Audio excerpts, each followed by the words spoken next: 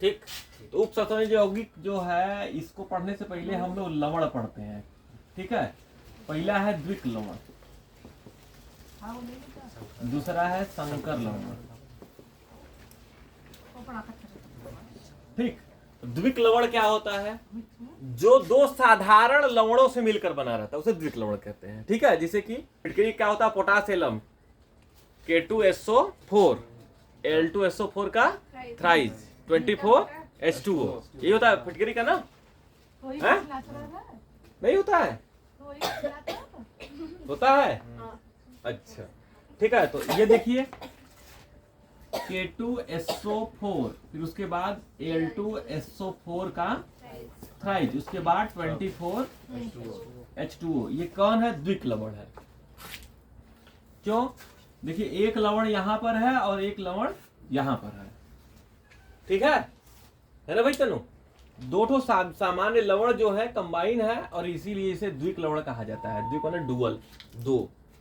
संकर लवण क्या होते हैं? संकर लवण इस चैप्टर में पढ़ना है, ये चैप्टर ही संकर लवण पढ़ना है। चैप्टर का नाम जो है उपसंयोजक यौगिक, ये कौन सा यौगिक है? संकर यौगिक है। ठीक है, या संकर लवण ही पढ़ना है आपको। समझ में आ गई बात? संकर लवण क्या होता है? इसे जटिल यौगिक कहा जाता है। कौन सा यौगिक? जटिल यौगिक है ये। ठीक है, संकर लवण या बोल सकते हो जटिल यौगिक। ठीक, कॉम्प्लेक्स साल, बहुत कॉम्प्लेक्स है ना?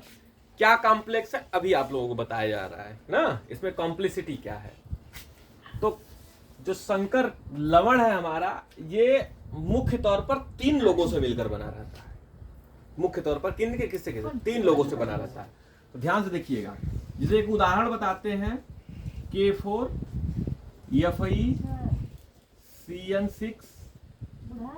ठीक है, देखिए, एक हो गया, दो हो गया, तीन हो गया, यहाँ पे तीन लोग हैं। समझ में आ रही बात? ये क्या है? ये धातु हो सकता है, अधातु भी हो सकता है। ये जो बाहर बड़े कोष्टक के बाहर जो रहता है वो क्या हो सकता है? धातु भी हो सकता है और अधातु भी हो सकता है। और कोष्टक के अंदर कौन होता है? धातु ही होता है और लिगेंड होते हैं। दो लोग होते हैं, कौन कौन? धातु और लिगेंड। धातु कौन है? Fe, ये धातु आपको दिख रहा होगा, आयरन, ये धातु होता है कि नहीं भाई? ठीक है, ये धातु हो गया और यही होगा जिसे हम लिगेंड बोल रहे हैं ना। ठीक, चलिए, तो इसका हम बड़ा सा स्ट्रक्चर बनाते हैं, फिर समझाते हैं कि संकर यौगिक या जटिल यौगिक क्या होता है। ठीक, देखिए, Fe बना लिए, CN 6 है ना, 6 CN बनाइए, CN पर होता है माइनस।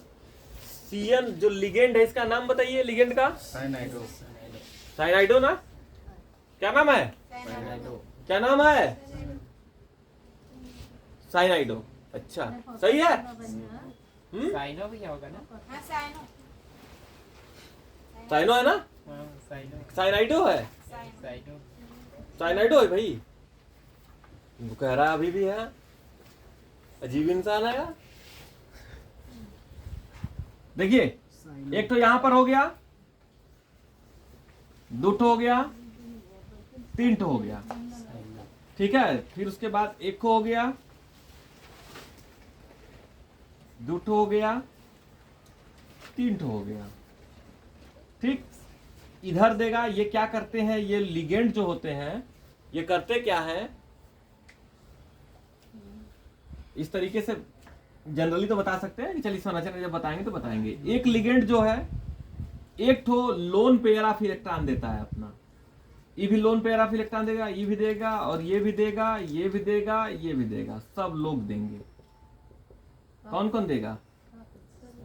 सब लोग Fe को लोन पेयर ऑफ इलेक्ट्रॉन देते हैं, आयरन को। ठीक, तो लिगेंड क्या करता है? जो केंद्रीय धातु परमाणु के चारों तरफ, ठीक है ना, लिगेंड किसे बोलेंगे हम लोग? ऋणावेशित होगा।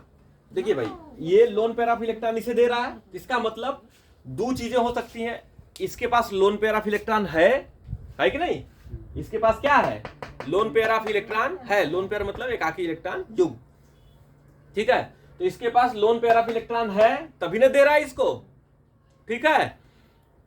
तो लिगेंड कौन होते हैं? वे ऋणावेशित परमाणु या परमाणुओं के समूह, ठीक है, वे ऋणावेशित परमाणु या परमाणुओं के समूह जिनके पास लोन पेयर ऑफ इलेक्ट्रॉन होता है, ठीक है। अच्छा, कोई बोलेगा ऋणावेशित होना जरूरी है? नहीं, जिनके पास लोन पेयर ऑफ इलेक्ट्रॉन हो खाली वो भी लिगेंड होंगे ना, जो किसी दूसरे को अपना लोन पेयर दे सके।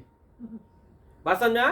तो लिगेंड में आप डिफाइन किस तरीके से करेंगे? वे ऋणावेशित परमाणु या परमाणुओं के समूह, ठीक है, या उदासीन परमाणु या परमाणुओं के समूह। ऋणावेशित भी हो सकता है और उदासीन भी हो सकता है, कुछ भी हो, कोई फर्क नहीं है। बस उसके पास क्या होना चाहिए?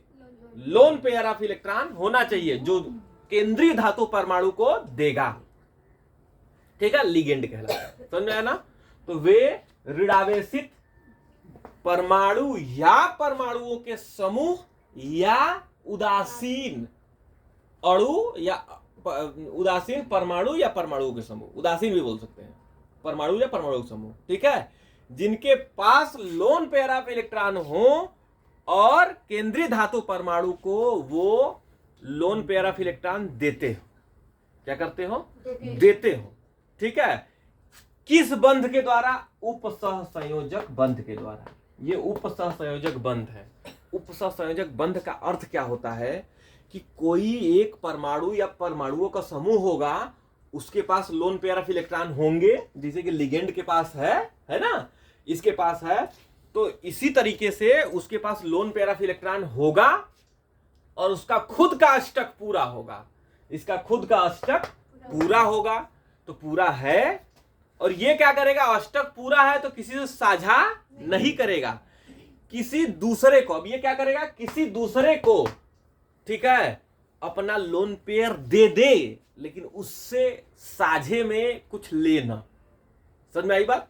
ठीक, ये कहने का मतलब है एक इंसान है, ठीक है, ए, ठीक, इसका अष्टक पूरा है, 1 2 3 4 5 2 2 4 2 6 2 8 हो गया ना, इसका अष्टक कंप्लीट है। एक बी है, नहीं हुआ है, 9 है, 9 ठो है, ठीक है, 2 2 4 2 6 2 8, चलिए ठीक है। एक तो बी है जिसका अष्टक पूरा नहीं है, ठीक। बी कह रहा है भैया हमसे बॉन्ड बना लो ना, ये इसका अष्टक कंप्लीट नहीं है, कितना है? 1 2 3 6 ठो इसके पास है ना। तो एक कहेगा भैया हमारा अष्टक कंप्लीट है, हम काहे के बॉन्ड बनाए तुमसे? पागल वगल थोड़ी है हम, स्टेबल है अनस्टेबल हो जाए। तो बी बहुत गिड़गिड़ाएगा, कहेगा भैया कुछ कर दो, है ना। तनु, ये गुड़िया है और ये तनु है, ठीक है।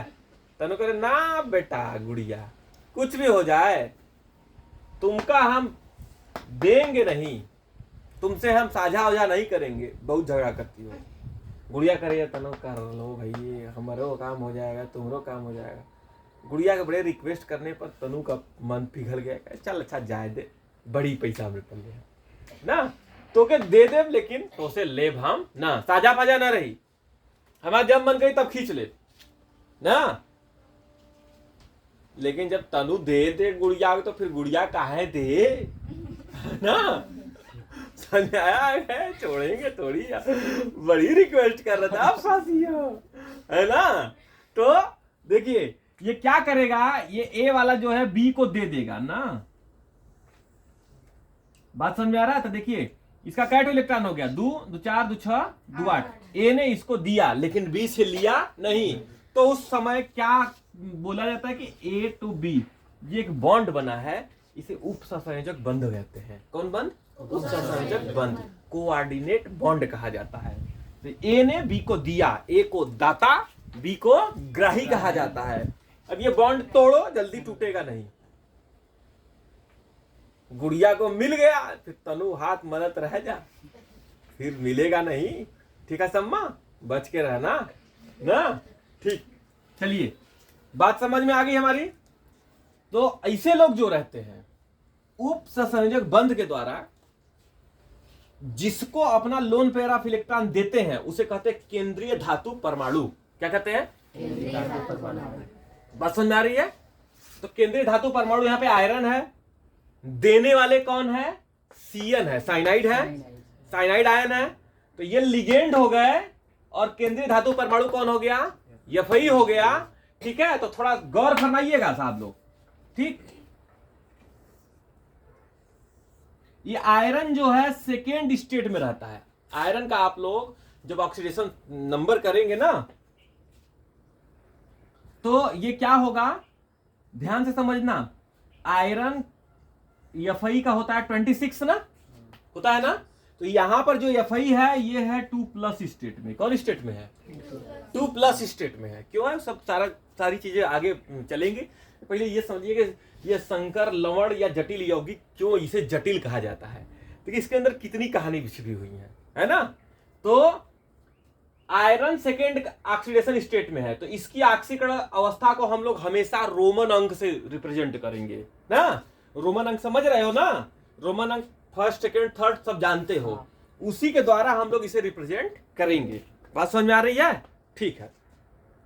इसके बाद हो क्या, ये सेकेंड स्टेट में है। अब देखिए यहां से सुनिएगा अच्छे से ना। एक माइनस यहाँ का 6 घुमा फिरा कर 6 माइनस है। क्या माइनस है? 6 माइनस है ना। 6 माइनस हो गया तो 6 माइनस है और ये 2 प्लस है। तो बताइए कै माइनस बचा इसके अंदर? 4 माइनस बचा ना। बोलो बच्ची, 4 माइनस ना। इस 4 माइनस ये जो बचा इसे सर पे लिख देते हैं। इसे क्या कहा जाता है? उप सहसंयोजक परिसर कहा जाता है। क्या कहा जाता है? परिसर कहा जाता है। ये जो घेरा है ना, इस घेरे को उप सहसंयोजक परिसर कहा जाता है। आगे जब CFT की खोज होगी, ठीक है, तो इसे क्रिस्टल क्षेत्र कहा जाएगा। ठीक है, इलेक्ट्रोस्टैटिक्स फील्ड होता है ये ना। तो आगे अभी पढ़ेंगे आप लोग, आज पढ़ लेंगे लेकिन आगे पढ़ने वाले। लेकिन अभी फिलहाल के लिए स्टार्टिंग फेज है ना। उप सहसंयोजक यौगिक की खोज शुरू हुई है ना। तो उस समय इसे क्या कहा गया? उप सहसंयोजक परिसर कहा गया ना। और उसके बाद इस माइनस को बैलेंस करने के लिए कोई प्लस वाला आना चाहिए ना। अब प्लस वाला कहां से है? तो कोई इस माइनस को बैलेंस करने के लिए कोई प्लस वाला, जो धनायन बनाते हैं उन्हें क्या कहते हैं? धातु। कोई बाहर से धातु आएगा। बाहर से कौन धातु आया? जैसे कि पोटेशियम के ले लो, K4 ले लीजिए। पोटेशियम 1+ बनाता है हमेशा। फर्स्ट में आता है ना, फर्स्ट में आता है पोटेशियम 1+ बनाएगा 1 इलेक्ट्रॉन त्याग करके ना। 1+ बना रहा है तो बताइए 4 माइनस बैलेंस करने के लिए क्या ठो चाहिए? 4 प्लस चाहिए। ठीक है, तो इसलिए K4 लगाया गया। अगर यहां पे 2 माइनस आता तो K2 होता। बात समझ में आ रही है? ठीक है ना, सारी चीजें क्लियर हो रही है ना। ठीक, तो इस जटिल यौगिक को हम लोग कौन यौगिक कहते हैं? जटिल यौगिक कहते हैं, मतलब संकर लवण कहते हैं। समझ में आया ना? कोई संकर लवण पूछे तो बताओगे क्या? क्लास 10th में हो तो बहुत छोटा डेफिनेशन बताया जाता है, लेकिन फिर भी लिखवा देते हैं। लेकिन अभी के लिए आप क्या बताएंगे? कहेंगे कि एक केंद्रीय धातु परमाणु होता है, ठीक है, जो लिगेंडो से, किससे? लिगेंडो से उप सहसंयोजक बंध के द्वारा इलेक्ट्रॉन ग्रहण करता है। इलेक्ट्रॉन युग्म बोलिएगा। क्या? इलेक्ट्रॉन युग्म। इलेक्ट्रॉन 2 इलेक्ट्रॉन ग्रहण किया है तो ये कितना बड़ा पेट इसका है। कुल इलेक्ट्रॉन 50 6 दूनी के 12 इलेक्ट्रॉन पचा गया ना। ठीक है, तो एक केंद्रीय धातु परमाणु होता है जो लिगेंडो से इलेक्ट्रॉन युग्म उप सहसंयोजक बंध के द्वारा ग्रहण करता है। बात समझ में आ रही है ना। और इसके साथ इसके ऋणावेश को, अगर ये कहीं से धनावेश बन जाता तो इधर हमको किसकी जरूरत पड़ती? ऋणावेश की। तो बाहर क्या लगते? ऋणायन लगते। ऋणायन में कौन कौन ऋणायन होता है? हाइड्रोजन ग्रुप, Cl, ठीक है, आइडो, ये सब, ये सारे आकर के लगते। बात समझ में आ रही है ना। तो ये जो उप सहसंयोजक, इसे उप सहसंयोजक परिसर कहते हैं। उप सहसंयोजक परिसर के ऊपर उपस्थित आवेश को संतुलित करने के लिए कोई धातु या अधातु, है ना, बाहर जुड़ा रहता है। पूरे यौगिक को हम क्या कहते हैं? उप सहसंयोजक यौगिक। समझ में आ रहा है? ठीक है ना। कोई दिक्कत है बताइए, फिर से बता दे रहे हैं। एक केंद्रीय धातु परमाणु होता है, ठीक है, जो लिगेंडो से क्या करता है भाई, इलेक्ट्रॉन युग्म, ठीक है, घिरा होता है, ये भी बोल सकते हैं घिरा होता है, और लिगेंडो से इलेक्ट्रॉन युग्म उप सहसंयोजक बंध के द्वारा ग्रहण करता है। ठीक है, ये जो परिसर बनता है इसे उप सहसंयोजक परिसर कहते हैं। इसके ऊपर आने वाले आवेश को संतुलित करने के लिए कोई धातु या अधातु, परमाणु या परमाणुओं का समूह, ठीक है, बाहर आकर के लग जाता है, जुड़ जाता है। इस पूरे ओवरऑल यौगिक को हम क्या कहते हैं, उप सहसंयोजक यौगिक कहते हैं। ठीक है, overall compound is known as coordinate compound. बात समझ में आ गई? ठीक है, चलिए हमको देखिए क्या क्या पढ़ना है। ये केंद्रीय धातु परमाणु क्या है, ठीक है, लिगेंड कौन है, अभी इसमें प्रश्न आएगा ना, लिगेंड कौन है, ठीक है, ये केंद्रीय धातु परमाणु कौन है ना भाई सम्मा। ये जो सर पे आवेश आ रहा है ये कैसे आया, ये संतुलित करा रहा है, ये कौन है, इन सब के बारे में पढ़ना पड़ेगा ना। उसके बाद यहाँ पे एक ऑक्सीकरण संख्या का नाम दिए हैं, ये 2+ है, सेकेंड ऑक्सीडेशन स्टेट में है, ये ऑक्सीकरण संख्या क्या है, ठीक है। ये सारी चीजें हमको क्या करनी है, स्टेप बाय स्टेप पढ़नी है। बात समझ गया? बोलो मुना, कोई दिक्कत? बोलो भाई कृष्णा जी, कोई समस्या हो तो समाधान बताते हैं, बताइए, ठीक है,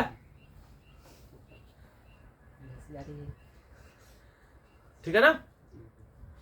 चलिए, तो जटिल यौगिक हो गया। अब हम लोग स्टेप बाय स्टेप पढ़ते हैं ना। तो पहले नंबर किसको पढ़े, केंद्रीय धातु परमाणु।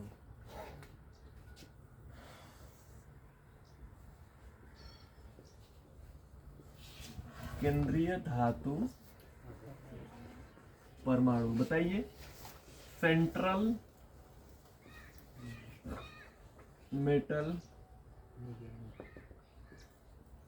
ठीक, केंद्रीय धातु परमाणु बताइए कौन होते हैं, ये बताएं हम, ये कौन है, ये फई है, ठीक है। कैसी प्रकृति है, इसका पेट बहुत खाली है ना, ठीक है। इसे क्या चाहिए, इलेक्ट्रॉन, इलेक्ट्रॉन चाहिए, ठीक है। इलेक्ट्रॉन युग्म चाहिए ना, इलेक्ट्रॉन युग्म एक हक इलेक्ट्रॉन नहीं लेता है, दो इलेक्ट्रॉन लेगा, जिससे भी लेगा। तो केंद्रीय धातु परमाणु वे परमाणु होते हैं, या वे धनावेशित परमाणु होते हैं, या वे न्यून इलेक्ट्रॉन परमाणु होते हैं। न्यून इलेक्ट्रॉन में जिनके पास इलेक्ट्रॉन की कमी हो ना, खूब ढेर सारे इलेक्ट्रॉन रख सके, वे न्यून इलेक्ट्रॉन या धनावेशित परमाणु होते हैं जो लिगेंडो से इलेक्ट्रॉन ग्रहण करते हैं, ठीक है। वे न्यून इलेक्ट्रॉन या धनावेशित परमाणु होते हैं जो क्या कर सके भाई, जो लिगेंडो से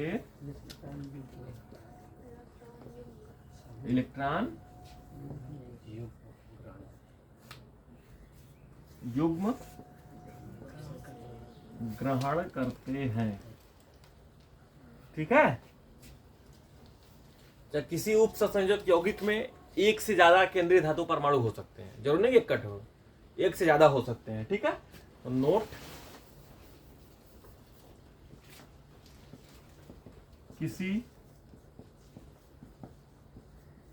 उपसह संयोजक यौगिक में क्या हो सकता है, एक से ज्यादा केंद्रीय धातु परमाणु हो सकते हैं, ठीक। चलिए, इसके बाद आई बात लिगेंड की, मोस्ट इंपॉर्टेंट आने वाला है, ठीक है। लिगेंड क्या होता है बताइए, लिगेंड कौन है, बताओ बताओ। बहुराशि या धातु परमाणु या परमाणु का समूह हम्म, जो इलेक्ट्रॉन देता है। बहुत अच्छा। इलेक्ट्रॉन युग्म देता है, इलेक्ट्रॉन युग्म देता है ना। एक बात और याद रखिएगा, ये इलेक्ट्रॉन लेता है तो जो लेते हैं इलेक्ट्रॉन है ना वो एसिड होते हैं, लुईस अम्ल, और जो देते हैं इलेक्ट्रॉन युग्म ना वो लुईस क्षार कहलाते हैं। ठीक है, जो इलेक्ट्रॉन युग्म देते हैं वो लुईस क्षार है, और जो इलेक्ट्रॉन युग्म लेते हैं वो लुईस अम्ल है। ठीक है, तो बताओ तुम इलेक्ट्रॉन युग्म देते हो कि लेते हो? तुम कौन हो? इलेक्ट्रॉन युग्म हो? कौन हो बताओ?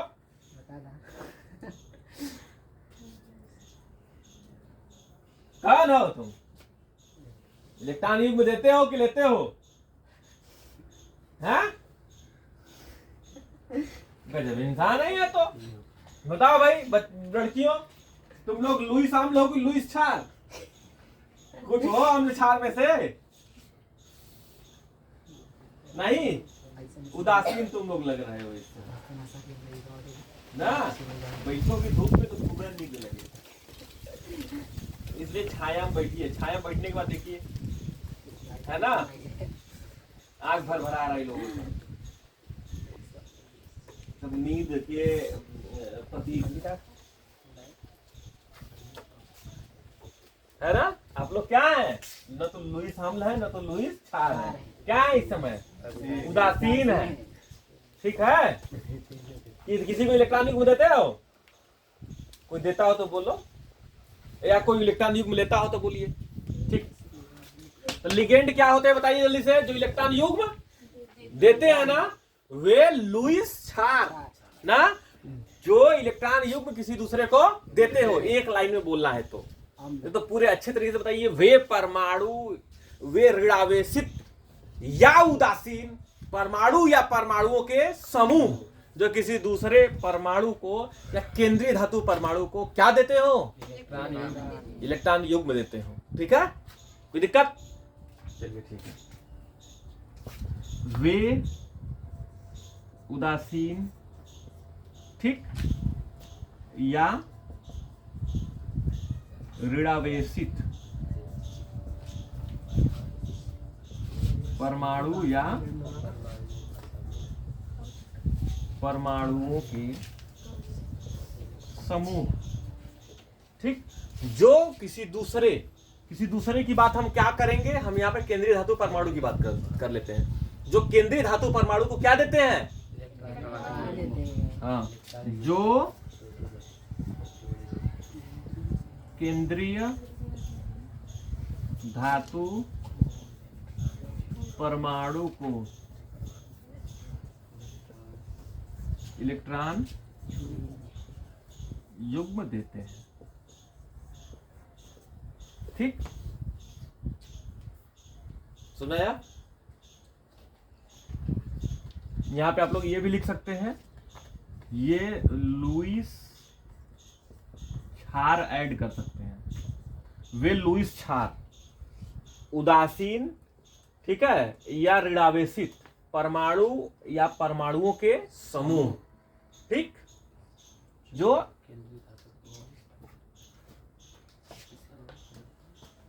अब ये प्रकार है इनकी। ठीक, प्रकार, लिगेंडों के प्रकार। लिगेंड कई प्रकार के होते हैं? तो लिगेंड पहले नंबर एक दांत वाले होते हैं। तुम लोगों में से कोई एक दांत का है नहीं, तो तुम लोगों में से कोई नहीं है लिगेंड एक दांत वाला ना। दो दांत के होते हैं सम्मा ना, लिगेंड दुई दांत के होते हैं तो उन्हें दुई दंतुक कहते हैं, बाइडेंटेड। ठीक है, जो तीन दांत वाले होते हैं उन्हें त्रिदंतुक कहते हैं। चार दांत वालों को फोर्थ दंतुक। हिंदी अंग्रेजी, अरे दंतुक ना कि जंतुक, दंतुक दांत वाले ना। यदि पंच दंतुक बढ़ाते जाइए ना। क्या बात है, ढेर मत बताइए। आपको क्या क्या पढ़ना है? एक दंतुक, दो दंतुक, ठीक है, एक दांत वाला और दुई दांत वाला। एक उभय दंतुक होता है, मतलब वो रहता तो भाई इलेक्ट्रॉन युग्म देता है लेकिन डबल तरीके से देता है। ठीक है, जिससे कि सीएन है ये उभय दंतुक है, N से भी इलेक्ट्रॉन दे देगा, C से भी दे देगा, ठीक है। NC तो आइसोसाइनाइड कहते हैं उसको, CN तो साइनाइड। आइसोसाइनाइड परीक्षण याद है ना? नहीं याद है? याद है? नहीं याद है? नहीं याद? नहीं, चलिए ठीक है, बढ़िया। देखिए ये प्रकार, तो प्रकार आप लोग क्या क्या लिखेंगे? एक दंतुक, ठीक, दूसरा द्वि दंतुक, फिर तीसरा त्रिदंतुक, चौथा, ठीक है, चतुर्थ दंतुक, पच्चा, पांच दंतुक, चलिए। एक दंतुक माने जो केवल एक इलेक्ट्रॉन युग्म देता है, दो दंतुक माने जो दो इलेक्ट्रॉन युग्म दे सकता है, तीन दंतुक माने तीन इलेक्ट्रॉन युग्म दे सकता है, या यूं कहा जगह एक दांत का मतलब एक इलेक्ट्रॉन युग्म, दो दांत का मतलब दो इलेक्ट्रॉन युग्म, तीन दांत का मतलब तीन इलेक्ट्रॉन युग्म। आप लोग गिन लीजिए आप लोग कौन दंतुक है? 32 दंतुक है।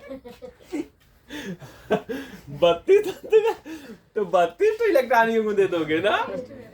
अरे वाह, क्या बात है। कौन दंतुक? 32 दंतुक, शाबाश। पहले समा 32 दांत है तुम्हारे पास? हम लोग के पास 32 ठीक है। देखिए एक दंतुक का उदाहरण दिखा रहे हैं हम। उदाहरण, एक दंतुक, ठीक है। तो एक दंतुक क्या होता है? वे लिगेंड जो एक इलेक्ट्रॉन युग्म देते हैं, है ना? ठीक है, क्या लिखेंगे? वे लिगेंड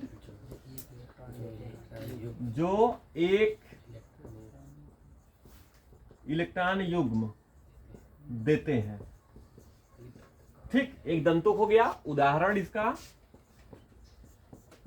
जैसे CN, ठीक, एक को देगा ना, फिर उसके बाद NC,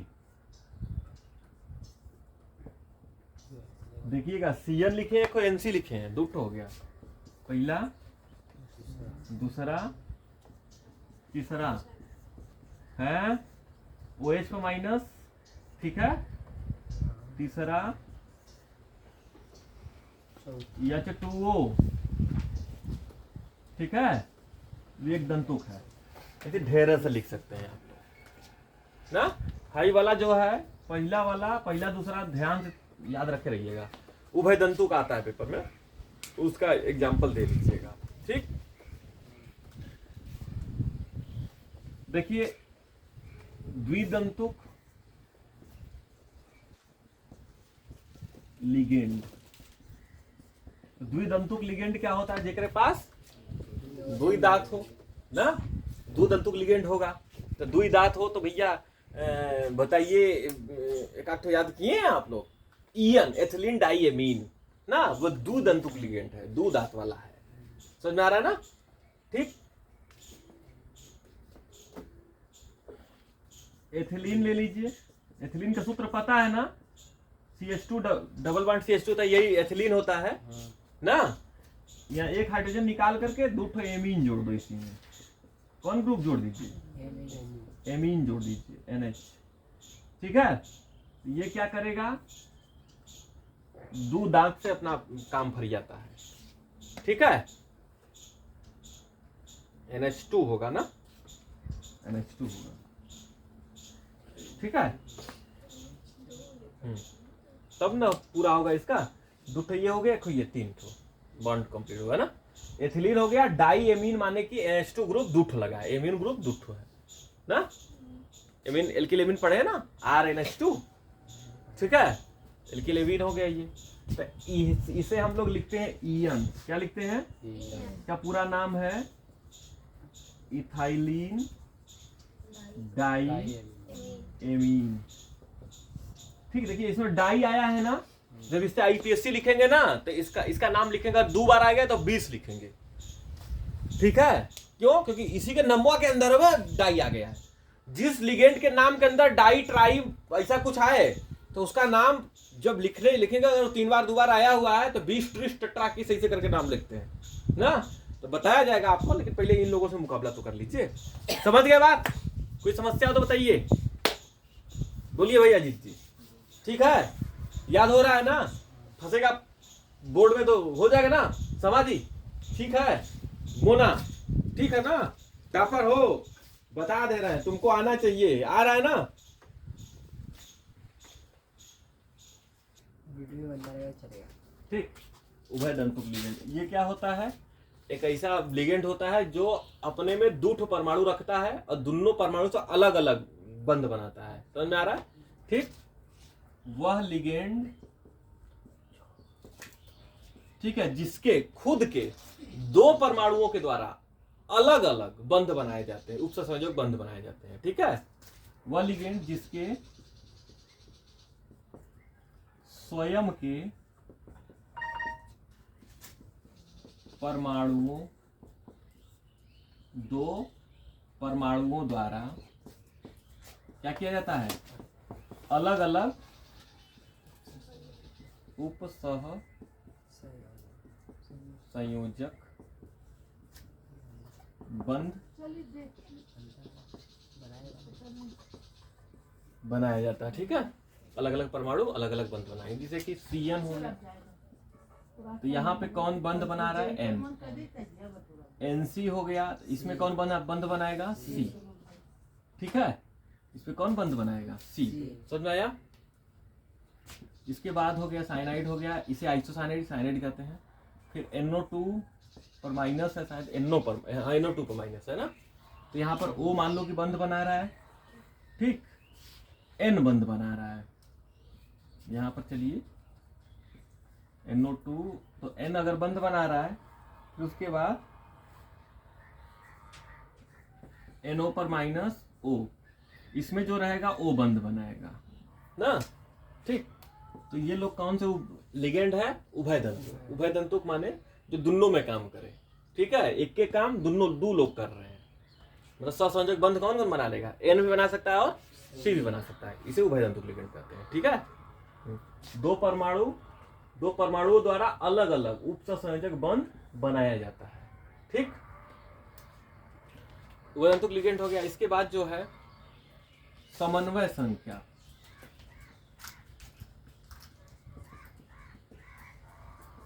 ठीक, कोऑर्डिनेशन नंबर।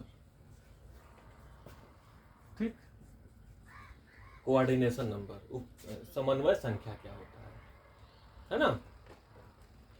तो ध्यान से सुनिएगा, केंद्रीय धातु परमाणु जितने उपसंयोजक बंध बनाता है ना, केंद्रीय धातु परमाणु क्या करता है? जितने उपसंयोजक बंध बनाता है उसे क्या कहते हैं? समन्वय संख्या कहते हैं, कोऑर्डिनेशन नंबर कहते हैं। फिर सुनिए, केंद्रीय धातु परमाणु जितने उपसंयोजक बंध बनाता है उसे क्या कहते हैं? समन्वय संख्या। ठीक, अगर एक दंतुक लिगेंड है, ठीक है, तो लिगेंडों की संख्या के बराबर उपसंयोजक बंध बनेगा। द्विदंतुक लिगेंड है तो अगर एक द्विदंतुक 1 खो लिगेंड है तो 2 ठो बंध बनाएगा ना। ठीक है, और अगर 2 ठो रहेगा द्विदंतुक लिगेंड तो क्या बनाएगा? द्विदंतुक है, उसके बाद 2 ठो दांत है, और वो 1 है तो 2 ठो बनाएगा, तो 2 ठो रहेगा तो 4 ठो बनाएगा, तो उसकी समन्वय संख्या क्या हो जाएगी? 4। कुल मिला जुला करके ये याद रखना है, जय ठो उपसंयोजक बंध बनेगा उतना ही उपसंयोजन संख्या होगी उसकी। ठीक है, समन्वय उपसंयोजन संख्या कह रहे हैं, समन्वय संख्या होगी। ठीक, कोई दिक्कत? समझ गया ना? तो क्या लिखेंगे? केंद्रीय धातु परमाणु। अच्छा, एक बात और याद रखिएगा, ये सारे जो पॉइंट पढ़ रहे हैं, ठीक है, इन पॉइंटों को याद रखिएगा। ये पॉइंट आपके VBT में ना, ये यौगिकों का निर्माण किस तरीके से होता है, इसी चीज को VBT वैलेंस बॉन्ड थ्योरी यहाँ पे एक्सप्लेन करेगी। समझ में आ रहा है ना? ठीक, हाँ, केंद्रीय धातु परमाणु जितने उपसह संयोजक क्या बनाता है? बंध बनाता है, उसकी संख्या को क्या कहते हैं? समन्वय संख्या।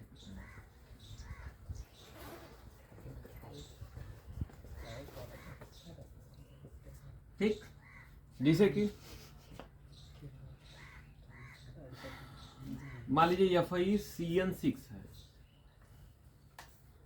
ठीक है, इसका मतलब है इस पर 4 माइनस CN के साथ क्या ठो उपसर्जक बंध बन रहा है? 6 ठो बनाए थे ना सब लोग, 6 ठो बन रहा है, तो इसका मतलब इसकी समन्वय संख्या कितनी है? 6। ठीक, समझ में आ रहा ना? FI की समन्वय संख्या बराबर 6। ठीक, क्यों? क्योंकि बराबर 6 उप सह संयोजक बंध। ठीक है, याद रखिएगा, दो नंबरिया है ये सब। इस फिगर को बना दीजिएगा, बना लेंगे ना? कैसे रहता है, कैसे रहता है, कैसे रहता है, इसे हो गया, इसे हो गया, ठीक है। CN हो गया, CN हो गया, CN पे माइनस हो गया, CN पे माइनस हो गया। अगर EN आ जाता तो बताइए क्या होता? एक EN क्या ठो उपसर्जक बंध बनाता है? दो तो द्विदंतुक है ना। ऑक्सिलेट आ जाता तो C2O4, ठीक है, ऑक्सिलेट आयन है पर 2 माइनस, ये भी द्विदंतुक है ना, दो ऑक्सीजन से डबल बॉन्ड बनाता है। तो भी अगर 2 ठो ऑक्सिलेट आ जाए तो कितना समन्वय संख्या हो जाएगी? 4। 2 ठो ऑक्सिलेट बना, द्विदंतुक लिगेंड 2 ठो, तो 1 ठो रहेगा तो 2 ठो बनाएगा, 2 ठो रहेगा तो 4। ठीक, बात समझ गया? एक एग्जांपल इतना हो गया ना, आप लोग पता लगा लीजिएगा। कोई दिक्कत है तो बताइए, बोलो भाई, दोनों बच्चे देख लीजिए, समझ लीजिए, कोई समस्या हो तो बताइए हमें फटाक से, ठीक है ना?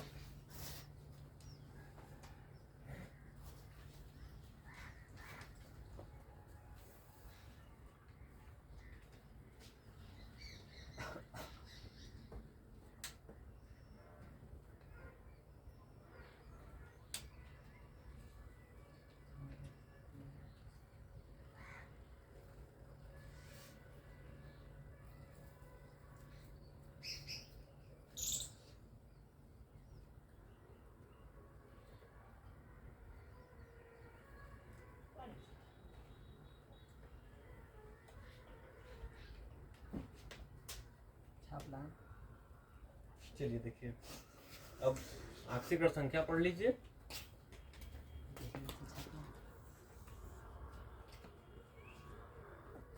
केंद्रीय, ये होता है किसका है?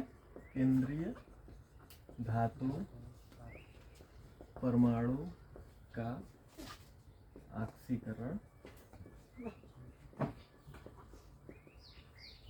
संख्या। ठीक है, कैसे निकलता है, ध्यान सुनिएगा ना। तो केंद्रीय धातु परमाणु के ऊपर उपस्थित आवेश को हम क्या कहते हैं? ऑक्सीकरण संख्या कहते हैं। ठीक है, केंद्रीय धातु परमाणु के ऊपर स्थित आवेशों की संख्या को क्या कहा जाता है? ऑक्सीकरण संख्या कहते हैं। ठीक, उदाहरण के लिए देख लेते हैं। K4 हो गया, FeCN6 केंद्रीय धातु परमाणु पर कैसे पता करेंगे कि इसकी ऑक्सीकरण संख्या कितनी है? पता कैसे होगा ना, एकदम वांटेड है, बता दे रहे हैं, एकदम वांटेड है, सब आया हुआ है, 2 नंबरिया है, ये सारे हेडिंग 2 नंबर के हैं ना। आएंगे तो 2 नंबर जरूर देंगे, या तो डायरेक्ट एक थ्योरी आ जाए 5 नंबर वाली ना। EAN VBT, देखिए VBT भी पिछले साल आया, EAN भी आया, IUPAC नाम भी आया, और समन्वय संख्या भी आया है, और ऑक्सीकरण संख्या भी आया है। बात समझ में आ रहा है? हाँ, सब के सब हेडिंग आ चुके हैं। अब जैसे आए आप वाले पेपर में जो भी आ जाए इनमें से, ठीक है। देखिए ध्यान से, इसको हटा दीजिए, इसको जब निकालेंगे तो इसके सर पे कितना माइनस प्लस है वो चेक करिए ना। FeCN6 इस सर पे 4 माइनस ना, 4 माइनस होता है ना भाई, समझ? ठीक है, चलिए अब चेक करना है हमको Fe की अक्षर संख्या पता करनी है ना, क्लास 11 साफ देखो, इसकी x मान लीजिए, एक Cn की अक्षर संख्या कितनी हो जाएगी, एक माइनस है ना, ठीक है, एक माइनस है, 6 Cn कितने हो जाएंगे, 6 माइनस बराबर -4, 4 माइनस है ना, बराबर -4 कर लीजिए, ठीक है, इतना प्लस इसका बराबर -4, तो x -6 बराबर -4, तो x बराबर क्या हो जाएगा, -4 + 6, x बराबर +2। इसका मतलब है आयरन किस ऑक्सीडेशन स्टेट में है, +2, ठीक है ना। अतः Fe कोई कैसे लिखेंगे, इसे बड़े ब्रैकेट में सेकंड लिख देंगे, वो आईपीएससी में स्टेप बाय स्टेप लिखे हैं आप लोग, लिखे हैं ना, बड़े ब्रैकेट में कोष्टक के अंदर रोमन अंक में लिखते हैं, रोमन अंक में ब्रैकेट के अंदर लिख देते हैं ऑक्सीकरण अवस्था को, ठीक है। इसका मतलब क्या है, इसका मतलब ये है कि Fe जो है ये 2+ स्टेट में है, Fe नहीं है, Fe 2+ स्टेट में है ना। इसका क्रमांक कितना होता है, 26, ठीक है, कितना है 26, लेकिन इसमें इलेक्ट्रॉन कितने हैं, 24, 2 इलेक्ट्रॉन आउट, बाहर, समझ में आया, ठीक है साहब। इसे प्रभावी नाभिकीय आवेश, प्रभावी नाभिकीय आवेश, ठीक, EAN, इफेक्टिव, सॉरी नाभिकीय आवेश लिखे हैं, प्रभावी परमाणु क्रमांक ना, नाभिकीय आवेश है, प्रभावी परमाणु क्रमांक, इफेक्टिव एटॉमिक नंबर क्या होता है, सरल सा है एकदम, एक लाइन का है, 2 नंबर का आता है। क्या होगा कि लिगेंड, केंद्रीय धातु परमाणु के पास जो इलेक्ट्रॉन होता है वो रहने दीजिए, ठीक है, उसके अलावा जो ये इलेक्ट्रॉन ग्रहण करता है लिगेंडो से, वो भी इलेक्ट्रॉन जोड़ लो, जितना इलेक्ट्रॉन होगा उसी की संख्या क्या कहते हैं, EAN कहते हैं ना। क्या बोलेंगे, EAN = केंद्रीय धातु परमाणु के इलेक्ट्रॉनों की संख्या प्लस लिगेंडो द्वारा दिए गए इलेक्ट्रॉनों की संख्या, प्लस लिगेंडो द्वारा दिए गए इलेक्ट्रॉनों की संख्या, ठीक है। EAN = ये फार्मूला बन गया। तो इसके परिभाषा क्या लिखेंगे हम लोग, लिखेंगे केंद्रीय धातु परमाणु के पास लिगेंडो से इलेक्ट्रॉन युग्म मिलने के बाद जितने इलेक्ट्रॉन होते हैं ना, ध्यान सुनिएगा, केंद्रीय धातु परमाणु के पास लिगेंडो से इलेक्ट्रॉन युग्म मिलने के बाद कुल जितने इलेक्ट्रॉन होते हैं उसकी संख्या को क्या कहते हैं, ठीक है, केंद्रीय धातु परमाणु के पास, है ना, लिगेंडो से इलेक्ट्रॉन मिलने के बाद, ठीक है भाई, लिगेंडो से इलेक्ट्रॉन मिलने के बाद कुल जितने इलेक्ट्रॉन होते हैं उसे EAN कहते हैं, ठीक है। उदाहरण, चलिए लगे हाथ यही का एग्जांपल ले लेते हैं, ठीक है।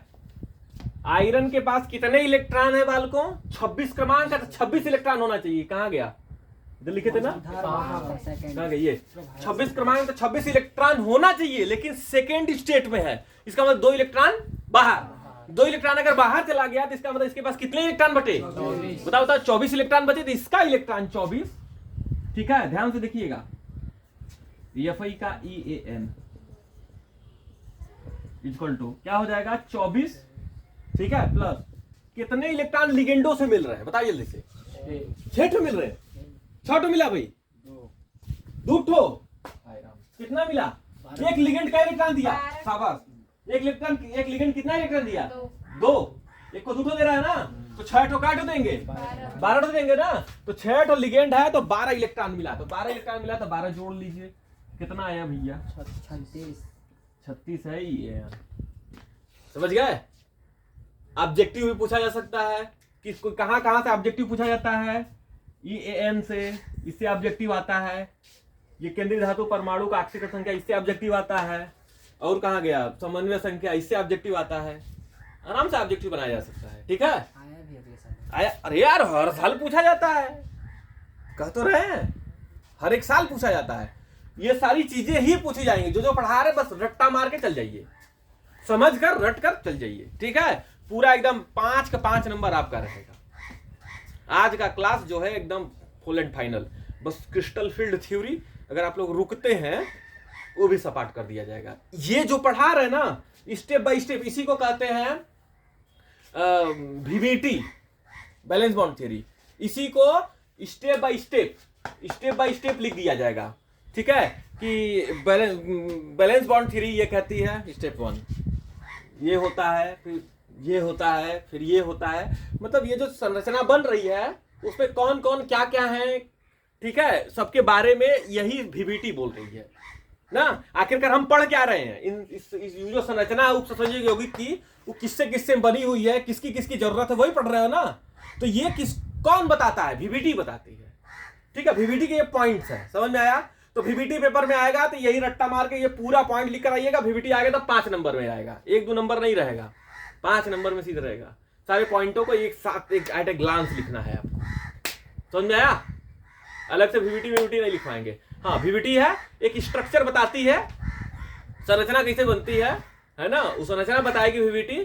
तो संरचना अभी हम सिखाएंगे आप लोगों को, संरचना कैसे बनेगा, संक्रमण कैसे निकलेगा, ठीक है? ये थोड़ी सी प्लस पॉइंट है, उस सारी चीजों को हम बताएंगे, ठीक है?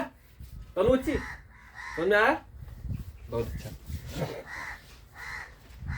चलिए बस अब IPSC शुरू।